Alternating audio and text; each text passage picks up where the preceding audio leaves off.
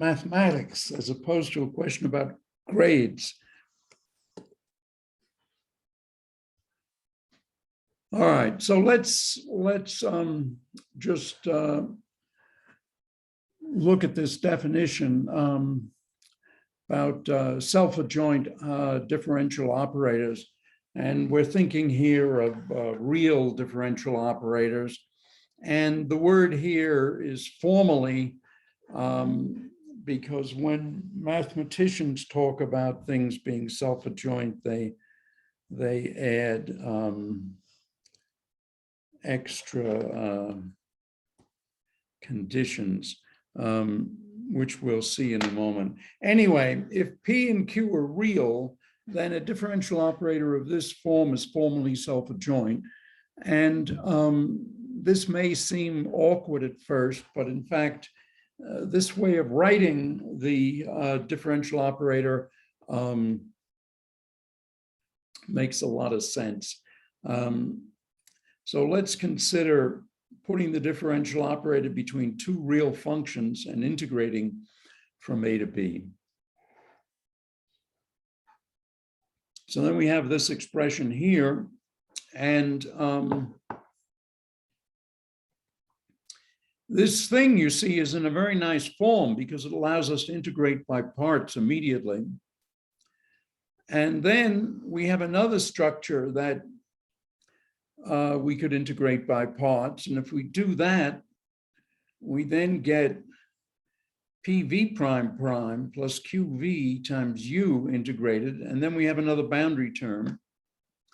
And so altogether, this is the differential operator L acting on V times U plus some boundary terms. And we saw this last Thursday. This is Green's formula.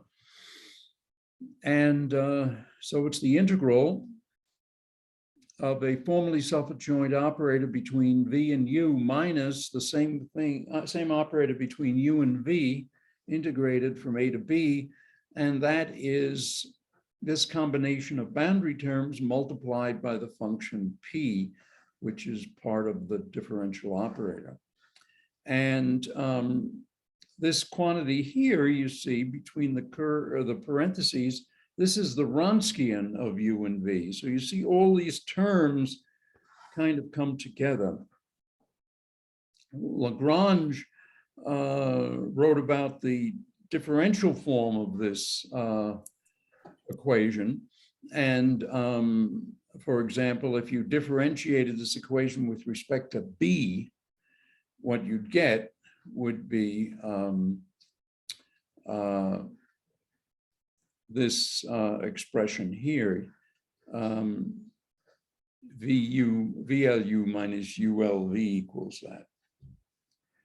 And so what we've got then is that if twice differentiable functions U and V satisfy boundary conditions at the endpoints of an interval, and these boundary conditions make this boundary term vanish, then the real differential operator L is symmetric.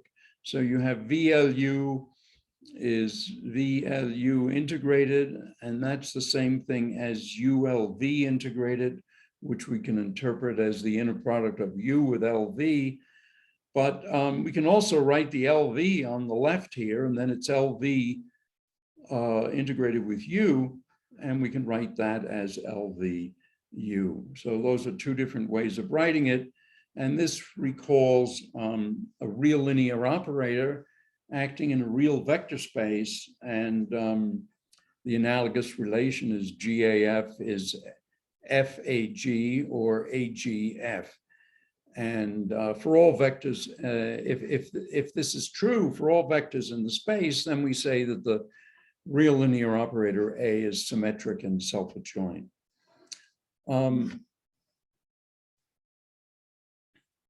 So in this sense, the differential operator L is symmetric and self-adjoint on the space of functions that satisfy the boundary condition, the vanishing of the Wronskian at the endpoints.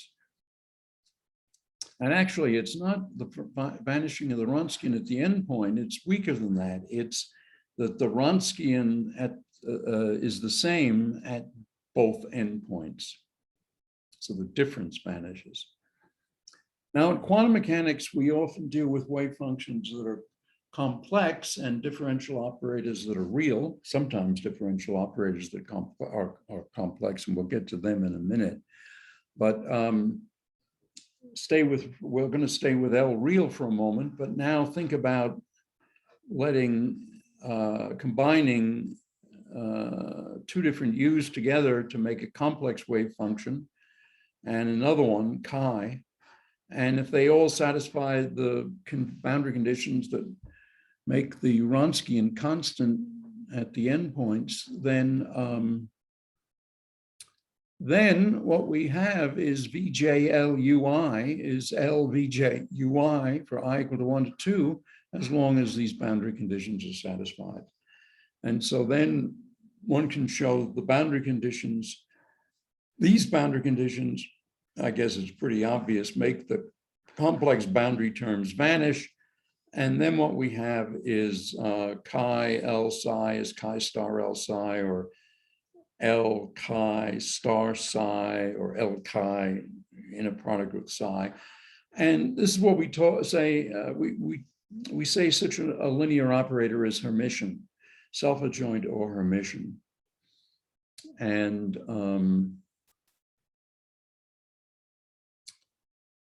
so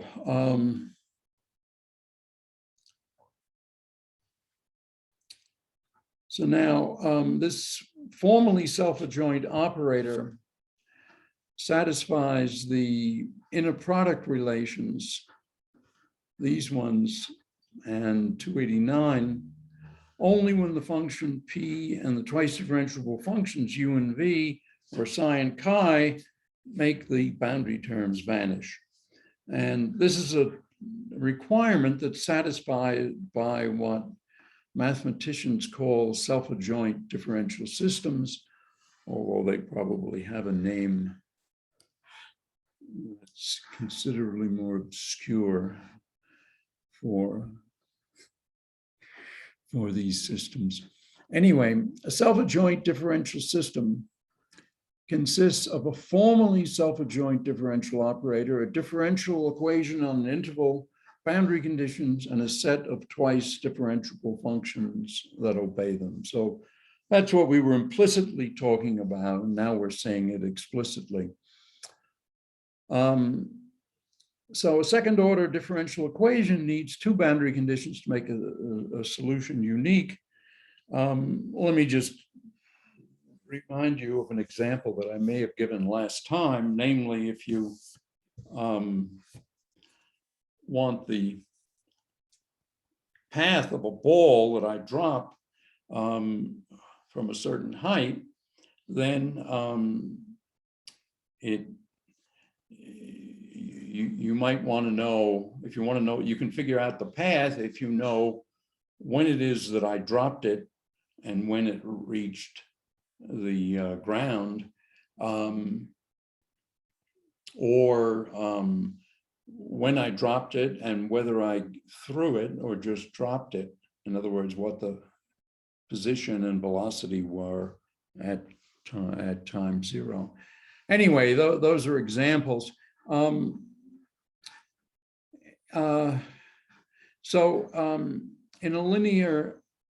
In a self-adjoint differential system, two boundary conditions are used, and they're linear and homogeneous. And the reason for that is that you want the set of twice differentiable functions U and V that satisfy them to be a vector space. I shouldn't have said V, just U. This space D is said to be the domain of the system. So the domain of the system is the set of all twice differentiable functions that satisfy the boundary conditions. And what we do is we decide, well, we're going to either go with Dirichlet or with Neumann. And so we either have the value of the function at the endpoints is fixed or is equal to 0, or that the speeds are equal to 0.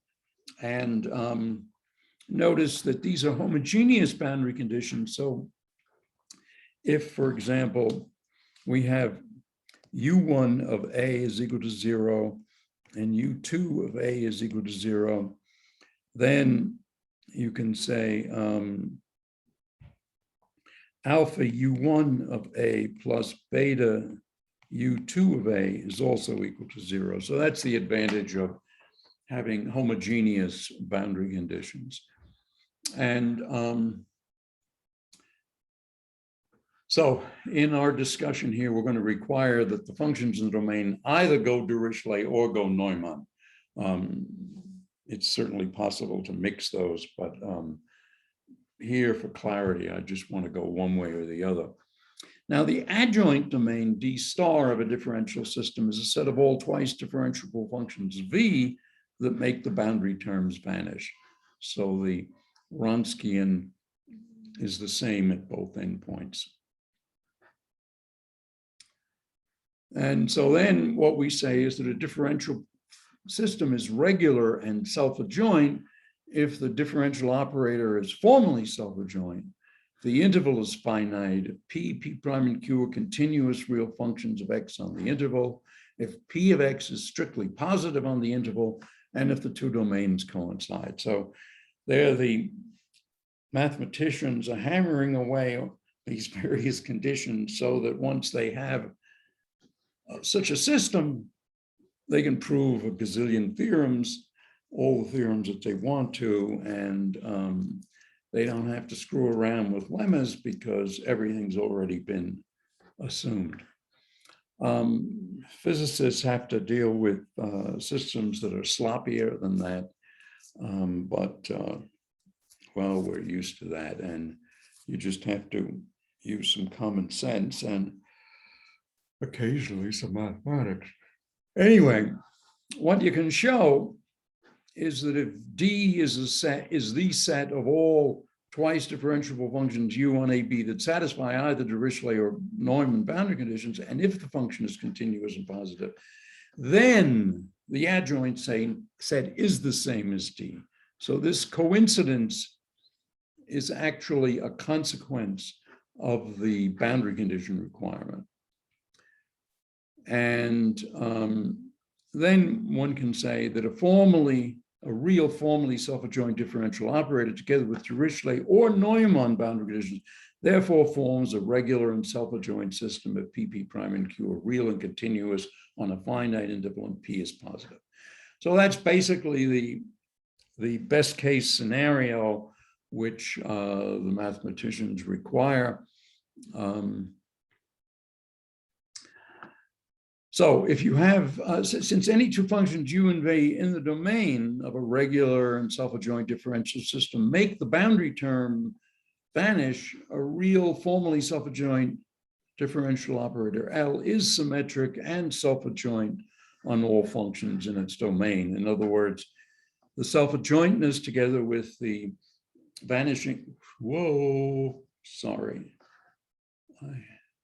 the self-adjointness together with the vanishing of the boundary conditions mean that you can go, you say VLU is, which of course by definition is VLU, and you can write that as ULV, or equivalently, you could write that as equal to integral LV U dx, which you could then write as LV comma U. So these are all the various ways of doing that.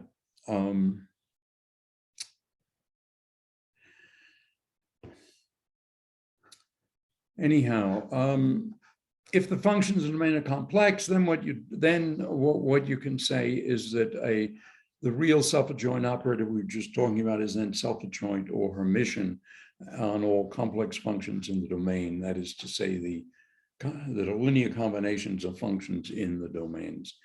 And one example is sines and cosines. This is a formally self-adjoint differential operator because P is just 1 and Q is 0. So in other words, you go back here. Well, I should have just written it down rather than going back here. In other words, if the general form is minus d by dx of little p of x d by dx plus q of x. And if you go to the case q equals 0, p equals 1, you just have L as minus d2 dx squared. And so that's, let me see if I can just skip to where we were. Well, at least here.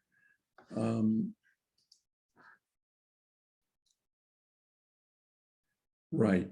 And so what we have here is the differential equation then is LU is minus U double prime.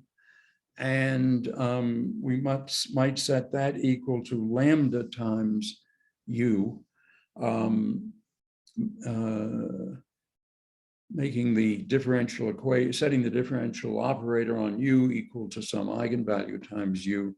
If we choose the interval minus pi to pi, then the domain can be the set of all functions that are twice differentiable on this interval and satisfy Dirichlet boundary conditions, which is to say that they vanish on the endpoints. Then we get linear combinations of sine nx because sine n pi vanishes. If we impose Neumann boundary conditions, then we want cosine ones, because then the derivative of the cosine is the sine and it'll vanish. So those are just that's a simple example. Now, as I said, the mathematicians like their super optimized conditions that minimize the work they have to do. On the other hand, some important differential systems in physics are self-adjoint but singular because the function p vanishes at one endpoint or the other or both, or because the interval is infinite, for example, 0 to infinity, minus infinity, plus infinity. And in these singular self-adjoint differential systems, the boundary term vanishes if U and V are in the domain and we want D to equal D star. So we keep everything else, but we allow to violate some of these conditions. An example is Legendre's system. His differential operator looks like that. Let me just change colors in case I write something. I might be nice to change the color a little bit. So Legendre's formally self-adjoint differential operator then is it has a p that's a little more complicated. It has p is equal to 1 minus x squared, and so the differential equation looks like this with an eigenvalue.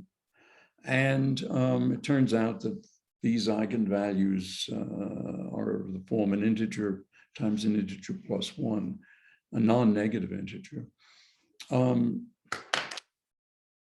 Now here, p vanishes at both ends, so it's singular.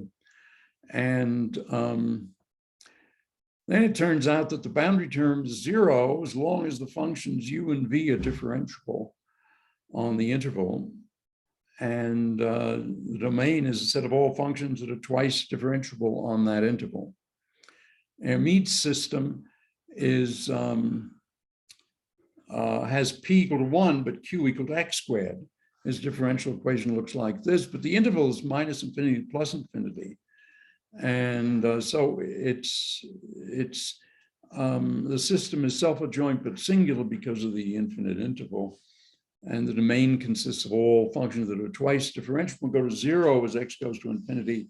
Turns out you want faster than x to the 1 over x to the 3/2. That makes sure that the integrals converge.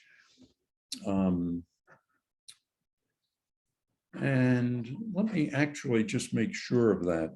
Suppose we have dx, we have an x squared. So annoying the way it changes on me. X squared, u squared. So let's say u is x to the n, u squared is u to the is x. Well, Now I've screwed up everything. This would then be integral dx, x squared, x to the 2n, and we want that to be finite, and so x to the 2n plus 2 has to be something that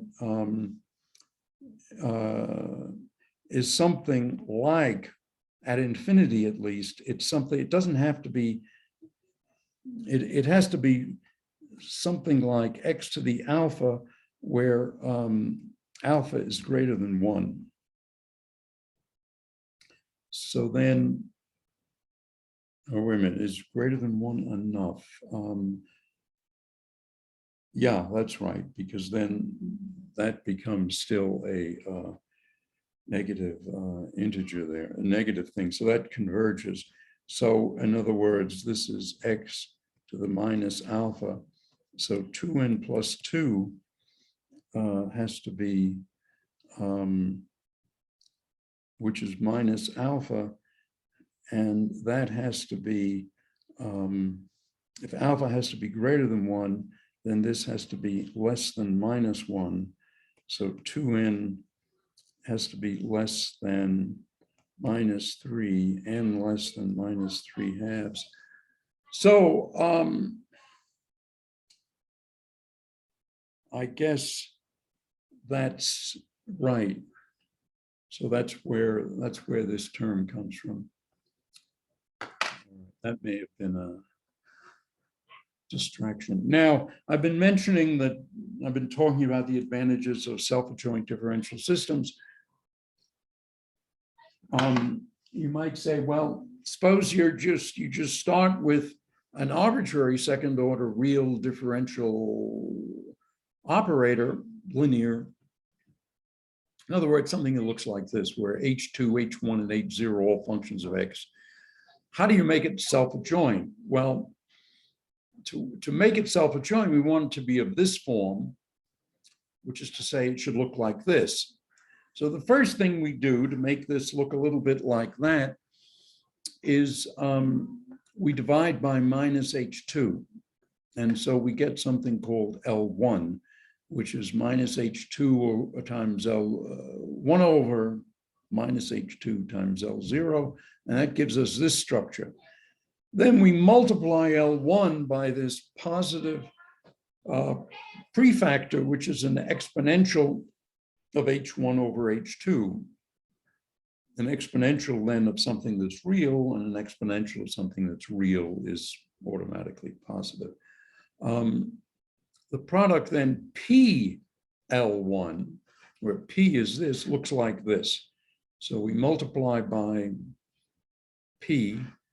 P is that, and we already had L1, which looks like this. And so, and I just pulled out the minus signs. So it looks like this. And then we see we can rewrite this way, because if the derivative acts on the derivative, we just get the first term. If the derivative acts on the exponential, then we get something that is the same as this term.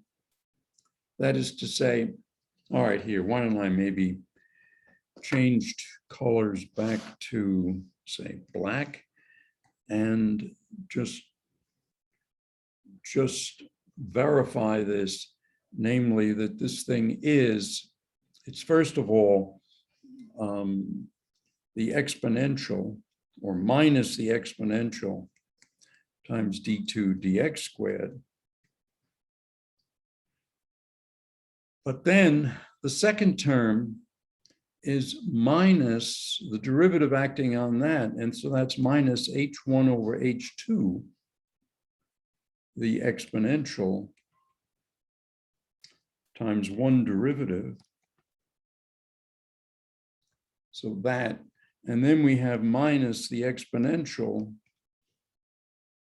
times h0 over h2. And what we see is that these terms here, this one, and this one, are the same as these three terms there. And so what we do is we say this is Q, and this is minus d by dx of p d by dx. So there's Q. So we can turn any second order linear differential operator into a formally self-adjoint operator L by multiplying it by something called rho.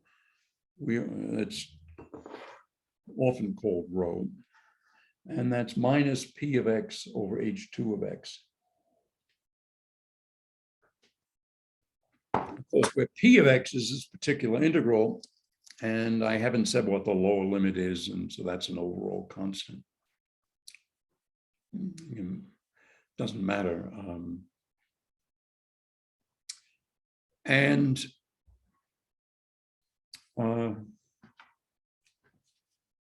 Let me just make a note to myself.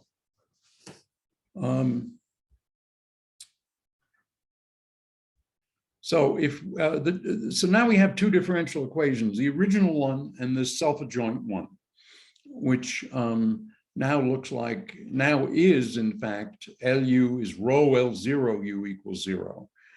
And so they have the same solutions. But under this transformation, an eigenvalue equation that looks like this, L0 U is lambda U, becomes LU, which is rho L0 U, which is rho lambda U. So in other words, the simpler differential equation with an eigenvalue is turned into something with not only an eigenvalue, but also a weight function. And, but the same eigenvalue. See, they have the same solutions, and these things are the same eigenvalues.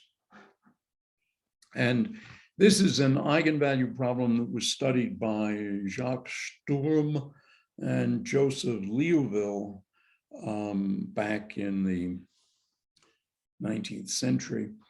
This is called a StormLeoville problem.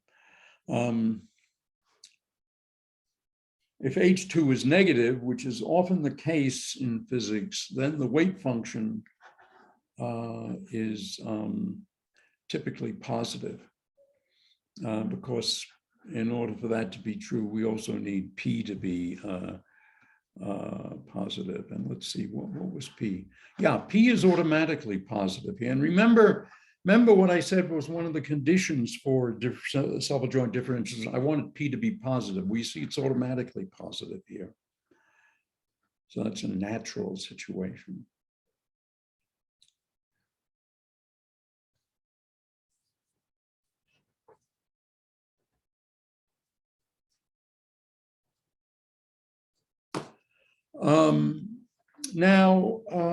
Another reason why people like self-adjoint differential operators is that they have nice Wronskians. So you recall, or at least you learned that y1 and y2 are two linear, if y1 and y2 are two linearly independent solutions of an ordinary differential equation, then their Wronskian can be written this way, where P is this function. So the Wronskian is simply related to, it's a constant times an exponential of this function integrated over an interval. So if we now take this ODE and convert it to its formally self-adjoint form, which is to say this form, then it turns out then that capital P is P prime over little p. So in other words, we compare this equation with that equation, and we see that big P, if we divide by little p here, we get that big P is P prime, is little p prime over little p. And so big P is this. And so the Wronskian was this integral of big P, but that's P prime over P. But P prime over P is the derivative of the log. In other words, P prime of X over P of X is d dx log P of X. And so that means that this thing is log P of X evaluated, integrated from x0 to x, and consequently it's log P of X minus log P of x0, and logs, have that nice property that it's then log P of X over P of x0. And that's what we have here. But an exponential of a log is just the thing. And if it's a minus sign, it's the inverse thing. So now the Wronskian is simply related to this function little p. Apart from a constant, the Wronskian is 1 over little p. Now, let us also recall that if we had one system of a differential equation, we could find another one using Ronskis' trick. And the trick was to write y2 as y1 times an integral of w of the Wronskian divided by the square of the first solution. Notice that if you put in an arbitrary constant there, you see you have y2 of x equals y1 of x. Suppose we do integral c to x, w of x prime over y1 squared of x prime dx prime. Well, what is this c going to do? Suppose you knew what the integral was, then you just evaluate that as y1 of x times the integral at x minus the integral at c. But that just means that that's just what I originally wrote down, which was y1 times the integral at x, the indefinite integral at x, minus y1 times a constant. But that's still a solution because y1 is a solution, so y1 times a constant is a solution. But now if we replace the Wronskian by its actual value, then this particular equation becomes w turns into w of x0 p of x0 over p of x.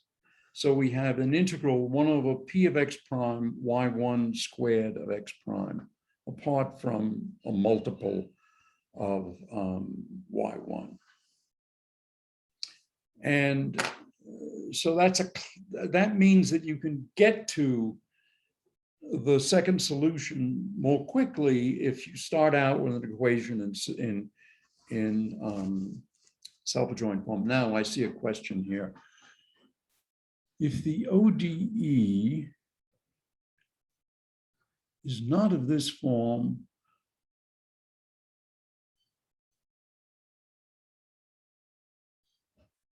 well, we're talking about a second order. First of all, let me say, if the ODE, if we have an ordinary differential equation that's just arbitrary, I'm not sure what use a Wronskian is or what to do with it. But what we're talking about here are real second order linear differential equations.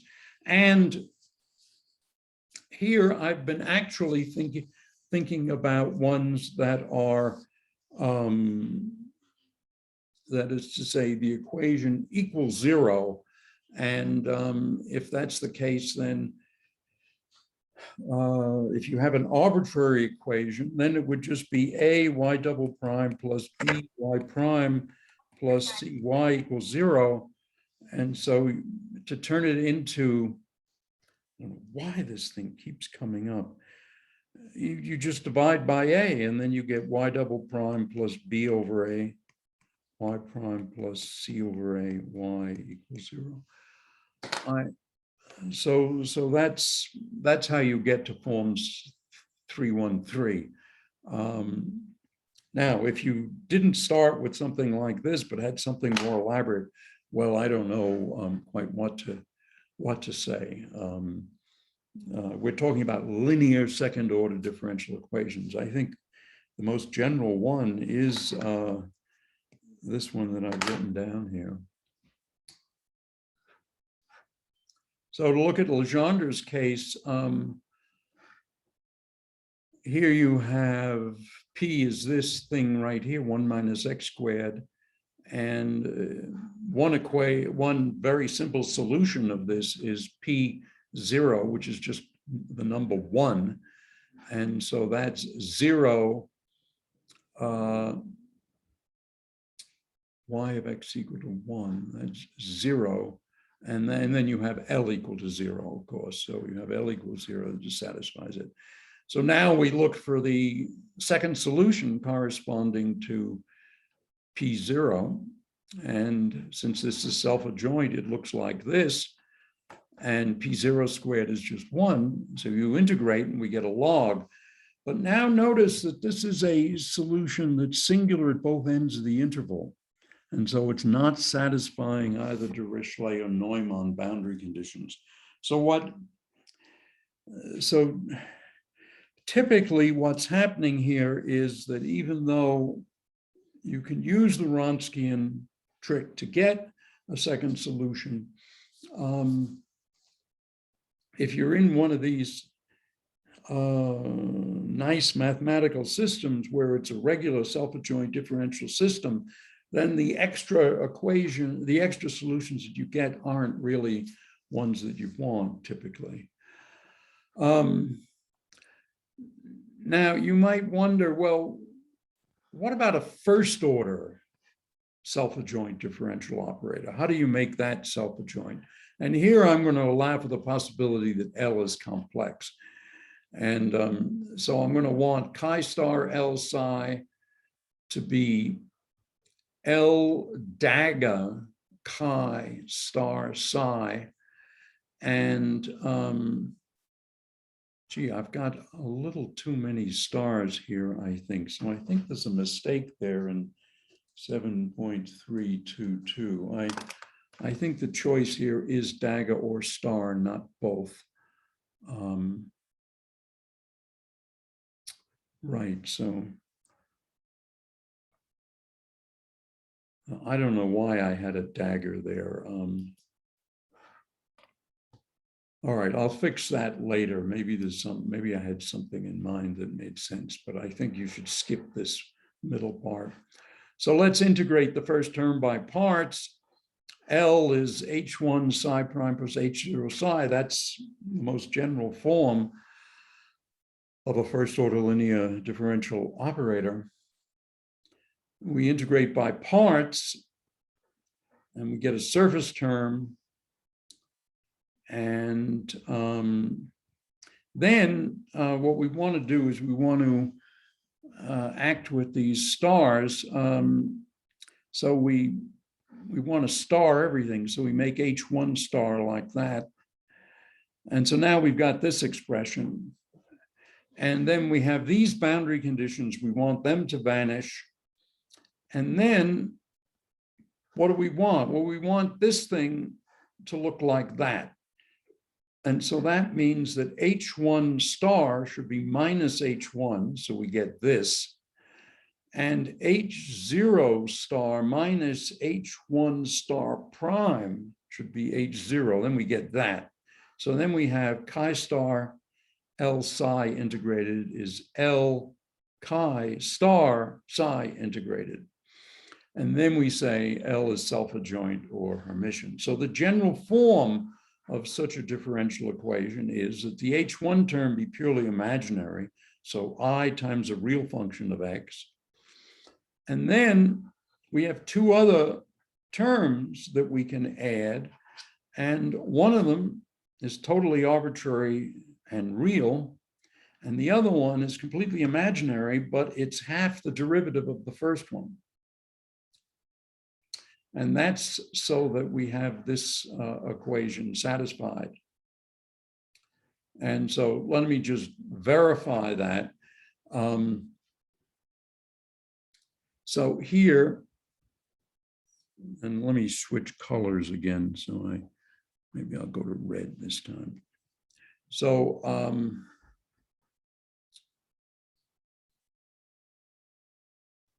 so we automatically satisfy this condition because the H1 is imaginary. And now we have H0 star, that's S star minus I over 2 R prime star of X. So that's, wait a minute, I screwed everything up here. Which is H1 and which is H0?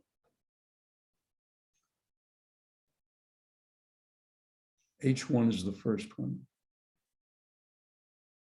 I'm just wondering, did I switch conventions here on the numbering? All right, doesn't matter.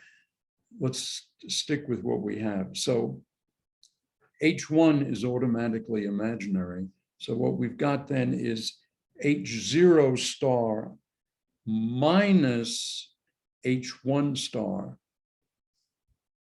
H1 is this one, IR, and we have to complex conjugate that and differentiate it. Okay. And we want to say that all that is H0, which is S plus I R prime over 2. And let's just assume that I'm right in saying that S and R are both real. So then S equals S star, and what we have here is minus I over 2 R prime plus I R prime, and that indeed is equal to I R prime over 2. So this is the general form of a first order self-adjoint differential operator. R and S both real, but you see the differential operator has to be complex. And indeed, this is what you see in physics, because one of our differential operators is the momentum operator. It's imaginary, h bar over I d by dx. Another one is the angular momentum operators. Here again, P has a derivative. And so this is L sub I then is epsilon ijk xj, well, h bar over I d by dxk. And so once again, it's an imaginary linear, it's an imaginary derivative. In other words, an imaginary quantity times a derivative. And examples of this are in a magnetic field, the momentum is the differential operator looks like this, and it represents the kinetic momentum, and it's formally self-adjoint. Okay. So now the next topic is a constrained variational problem. And this explains why it is that we have eigenvalue equations so much, and why we have normalized wave functions and so forth. And so let's see how these go together. Of course, what you do is you interpret the probability. Let me switch maybe to blue now. So we, of course, looks like this. We say this is dx, this is p of x.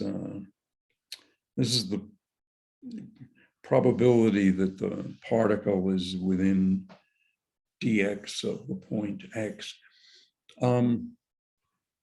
So the probability has to be 1 integrated over all x. So that means that the wave function has to be square integrable. Turns out that in ordinary quantum mechanics, until you have spin, in other words, apart from electrons, you don't need any complex numbers at all. Well, you do for the momentum, as I just showed you, an angular momentum. But the second order differential operators are real, and you can take the weight functions to be real. Well, you can take linear combinations that are complex. All right, I don't want to. What I'm reflecting here is something that Schwinger said in one of his classes. And as I said to you, I may have said to you, the students were so busy copying that no one ever got to ask him a question, and he disappeared immediately after the lecture, and the students would be copying for another 5 or 10 minutes. And one of the things he said, which I wish somebody had asked him, was that you don't need complex numbers in quantum mechanics until you get to spin 1/2 particles. And anyway, whether that was something that just occurred to him on the way while he was shaving that morning, or whether that's something that he had thought through in general, I don't know.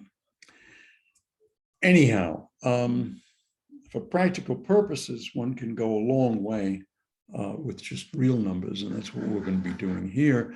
And so we want this thing to be, we have an energy function, and the energy function is going to be the square of the momentum. So we're going to have a square of a derivative, and then we're going to have some potential, and it might be some function times the square of the function. And we might have a constraint that u be normalized on the interval, and that means that that integral with a particular weight function is often 1 in ordinary quantum mechanics, but it's 1 in one-dimensional quantum mechanics. But if you go to 3 dimensions, then the integral 0 to infinity is first of all, the interval 0 to infinity, and it is r squared u of r squared is less than infinity. And so you see there is a weight function here. Rho of r is equal to r squared, just from geometry. Anyway, so we're often called in quantum mechanics to minimize the energy, or minimize a functional that looks like the energy. By the way, this is called a functional because it maps a function u of x to a number e of u, and the number is this integral of p u prime squared plus q u squared integrated from a to b. That's the number that the functional e maps the function u to. Anyway, the constraint is that u be normalized because the probability is unity, that the particle somewhere. And so we have an integral of rho u squared equal to 1 on the interval. And now, how do we do this? How do you minimize that subject to this? Well, you go back to section 26 of chapter 1, and you introduce a Lagrange multiplier.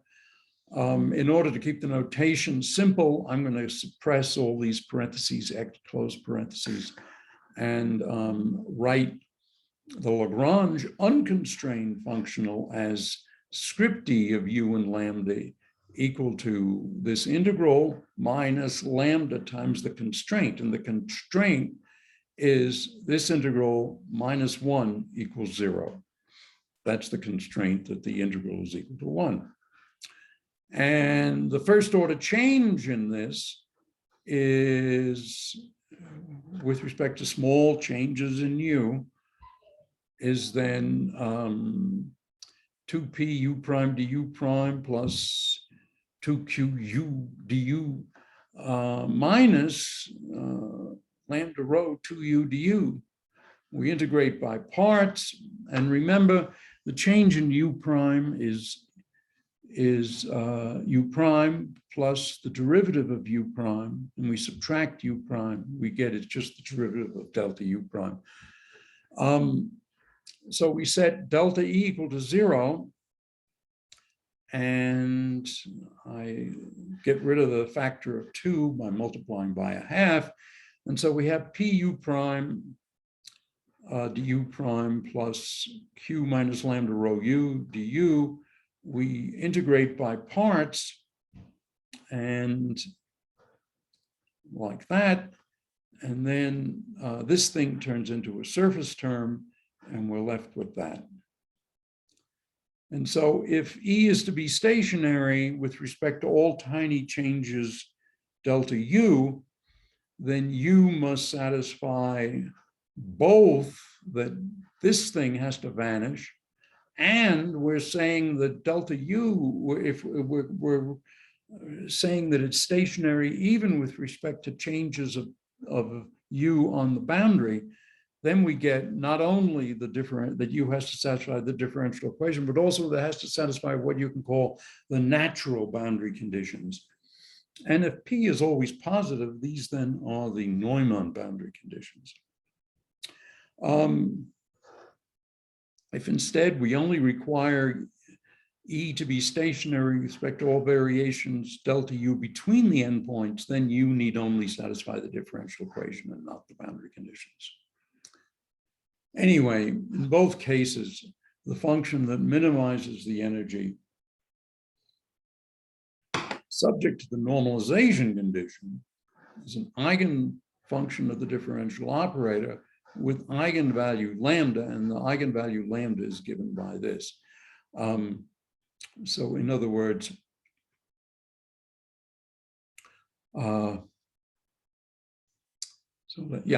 you see the differential equation here.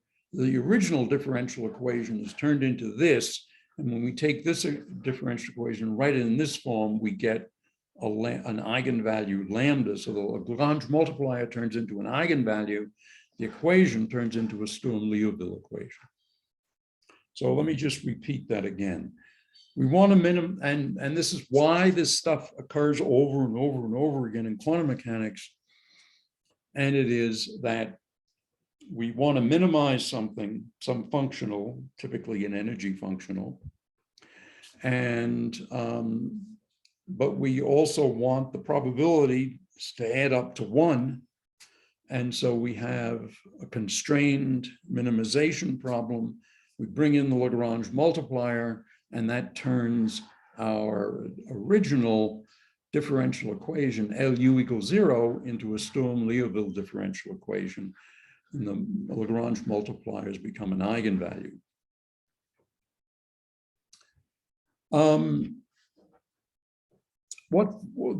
The next few parts here are, how shall I say, I pursued some of these things in more detail than is done in most books, at least most physics books. And the reason is that these issues are important in physics, and I think it should be possible for students to learn why they're true.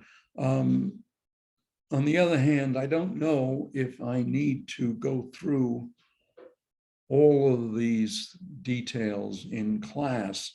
So maybe I'll pick up the speed a little bit and depend upon the students to read some of this material on their own. So the question is, what is this eigenvalue? How is it related to the energy functional and the normalization functional? Otherwise, n is just the integral of u squared, basically. So again, let's stay with the simple cases where we have a standard regular self-adjoint differential system. All the functions in the domain satisfy this. we multiply the StormLeoville equation on the left by u and integrate by parts. And so we have lambda rho u equals LU multiplied by u and then integrate. Then we have this integral on the right-hand side. We integrate by parts and we eventually get E of u. So what this tells us is that this eigenvalue was just the ratio of the energy to the normalization. And then you can ask, well, is the function u that minimizes this ratio an eigenfunction of the StormLeoville equation? And is the minimum of R the least eigenvalue of the StormLeoville equation? The answer to both questions is yes. So in other words,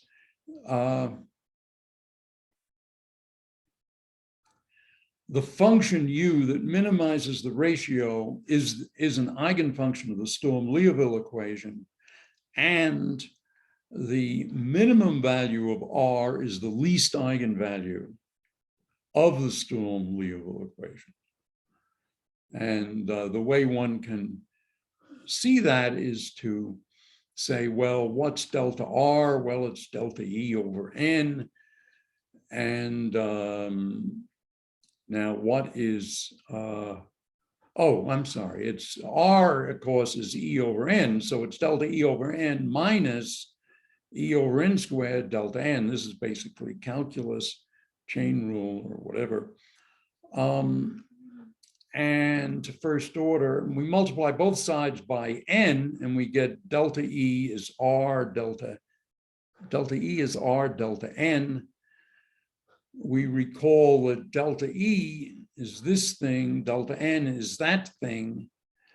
And so the stationarity condition here, you substitute, you just get back the differential equation. And so the function that minimizes the ratio satisfies the differential equation. And what you then do if you want to find the other eigenfunctions, well, you then minimize the ratio with respect to all eigenfunctions U2 that are orthogonal to U1. And then to get the next one, you minimize R with respect to all eigenfunctions that are orthogonal to U1 and U2, and so forth. An example of this is the infinite square well. Here we've got a particle of mass m trapped in an interval. And so the picture here is that we've got here is x equal to a, here is x equal to b. The potential here is v between a and b, but v is infinite here and v is equal to infinite there. And so as you can see, the wave functions have to do something like this. And so they're all sort of like that. So we're going to have to satisfy Dirichlet boundary conditions. The mean value of the Hamiltonian, or the average value of the Hamiltonian in the state U, this, by the way, is absurdly called the expectation value of the Hamiltonian in the state U. I mean, it really, we should follow Dirac, who said it's the average value of the Hamiltonian in the state U. And that's this integral. P of x is, oh my, yeah, P of x is just h bar squared over 2m, second derivative.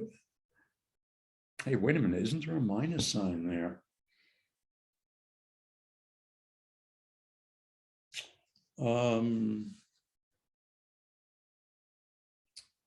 No, I think it is plus.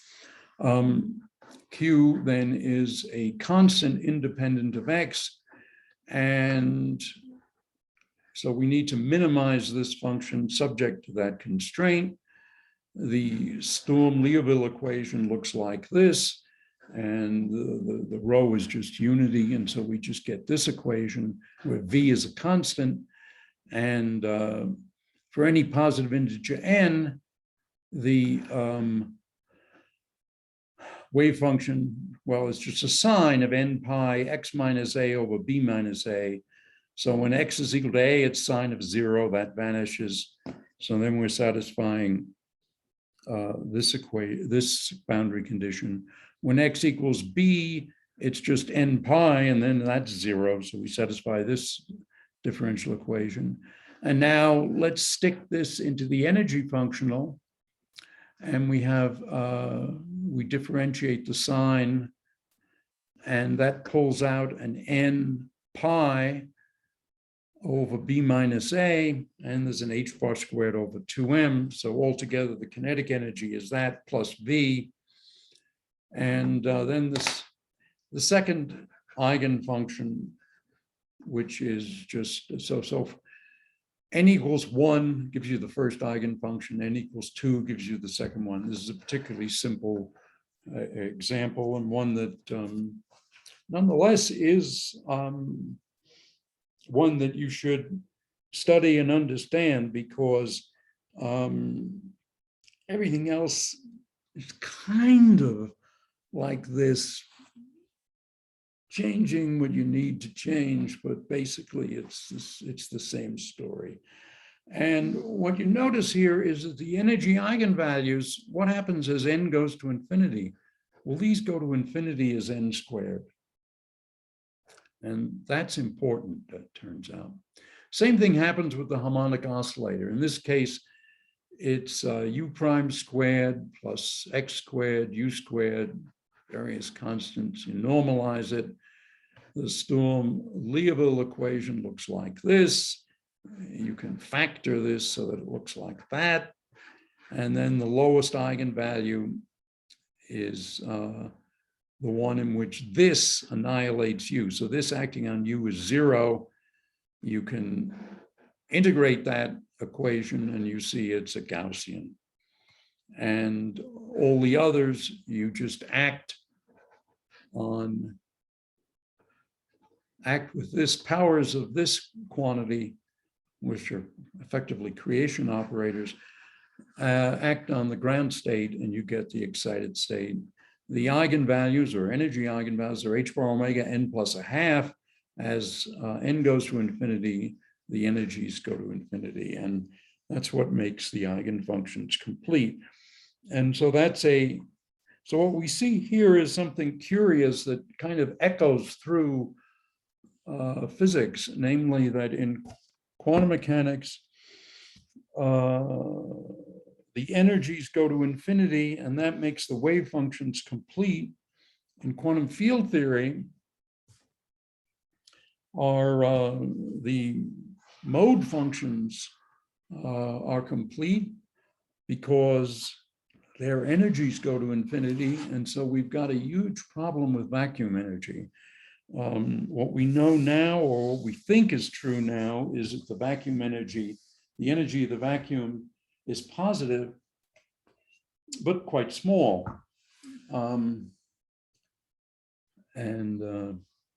So there's a problem figuring that out. All right, another example here is Bessel's system. The energy function looks like this. And it turns out here we do have a rho, which is x. And then our StormLeoville equation looks like this. The Bessel functions are un of x is jn of rho. Oh, this is a different rho. What the hell is rho? Rho is some k times x, and the eigenvalues are determined then by jn of k equal to 0, and these eigenvalues are the squares of the zeros. And so we have lambda is k squared. I guess that's not obvious immediately, but well, we're going to be doing Bessel functions later, and we should review this. In any event, what we see is that the eigenvalues go to infinity as m goes to infinity.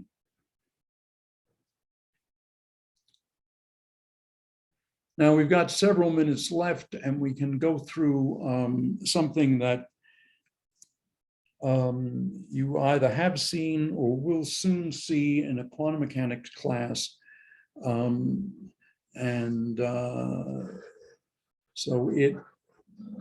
going to go through in the context of StormLeoville systems, a regular StormLeoville system. So this is a set of regular and self-adjoint differential systems. Just see, do I want systems or? All right, I'm a little puzzled as to why we have set there.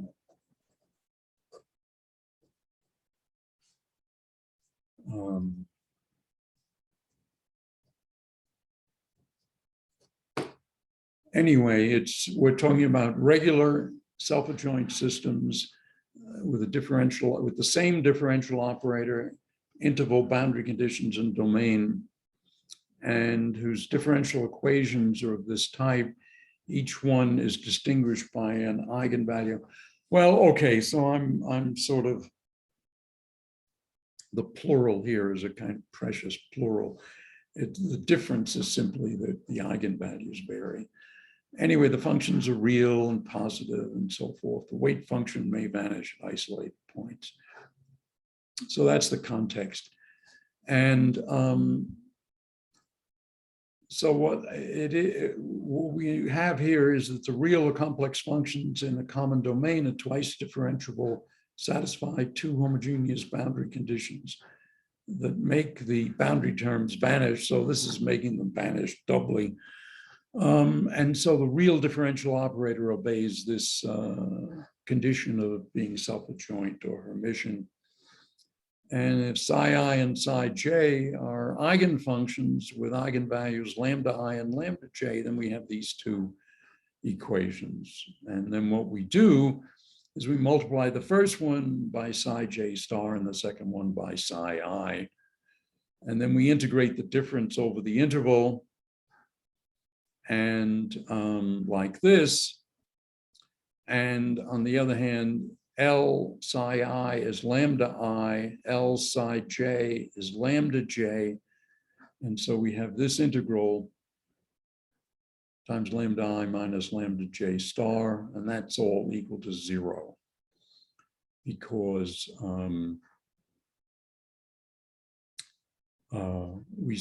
this minus that is 0.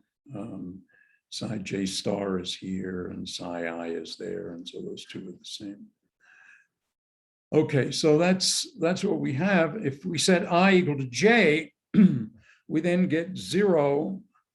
I'm sorry, if we set I equal to j, we then have that this rho is basically positive, this is positive, so this is non-zero.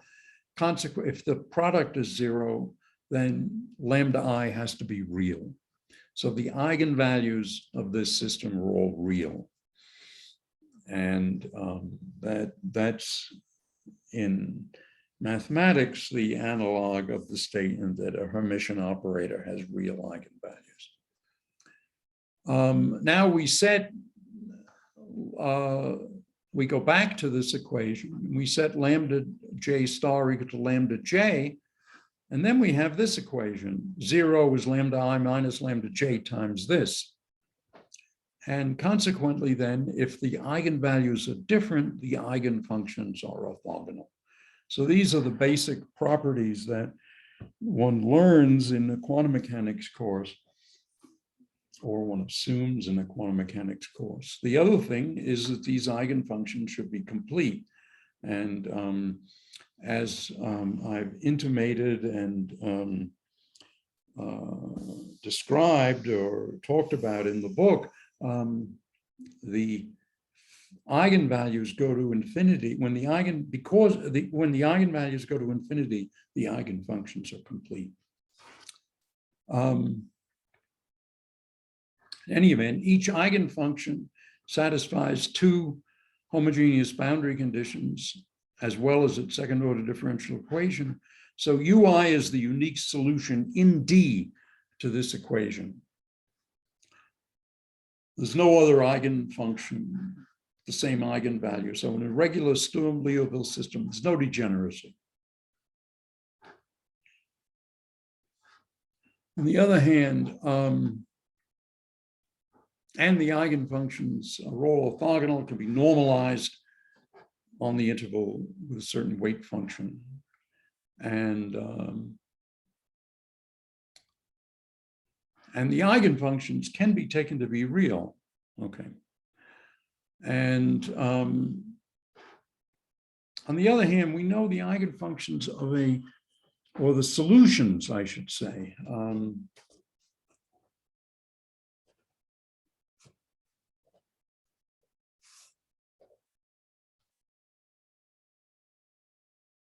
Where was it that I was going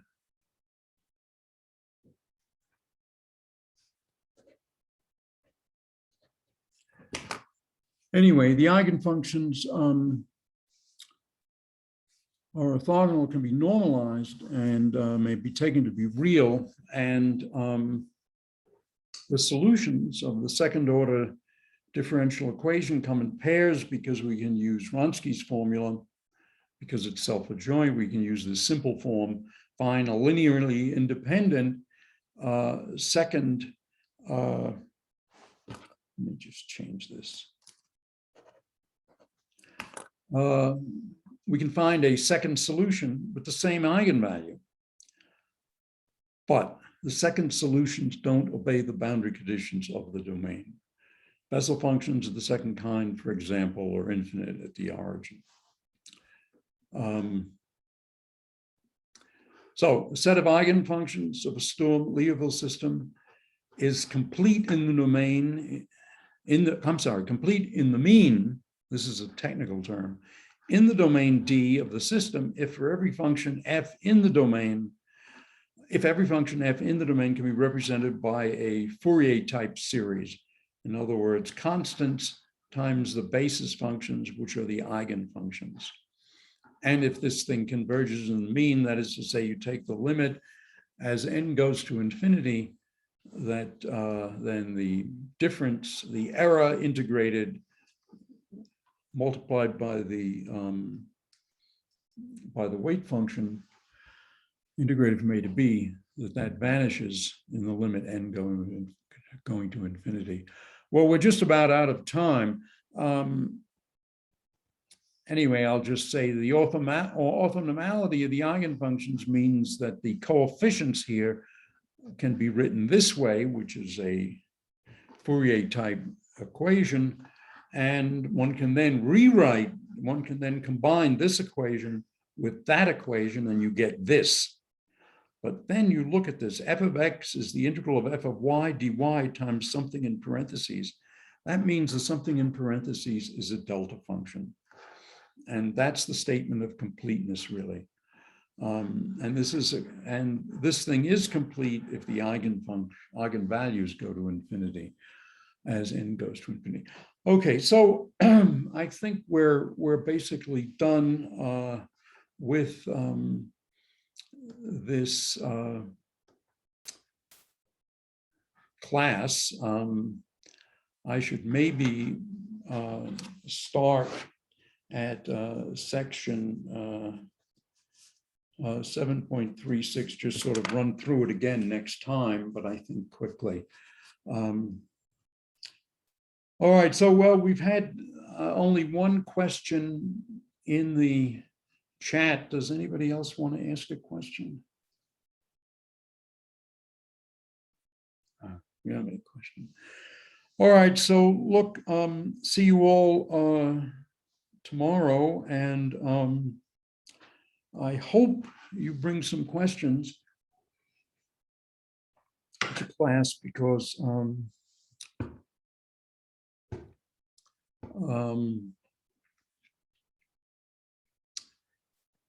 you'll guide me if you ask questions. All right, so I'm going to stop sharing and wish you all a nice evening. Stop sharing and